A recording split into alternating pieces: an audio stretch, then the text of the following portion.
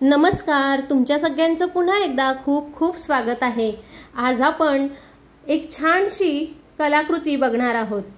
आंब्याच्या पानापासून आपण ही सूप बनवलेली आहेत। आता लवकरच नवरात्र जवळ येत आहे।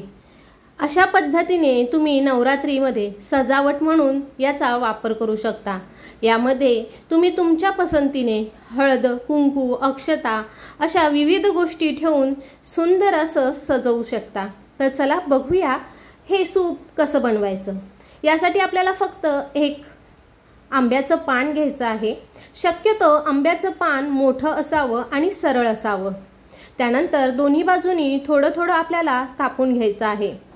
अशा पद्धतीने आपल्याला त्याला फोल्ड करून घ्यायचं आहे। त्यानंतर आपल्याला अशा पद्धतीने दोन्ही बाजू वाकवून एक बाजू दुसऱ्यामध्ये अशी लावून घ्यायची आहे। हे बघा, असा आकार तयार होतो। त्यानंतर आपल्याला खालून पान वरच्या बाजूला फोल्ड करून घ्यायचा आहे आणि वर जो त्रिकोणी भाग आहे तो त्याच्यावरती ठेवून अशा पद्धतीने सूपाचा आकार आपल्याला करून घ्यायचा आहे।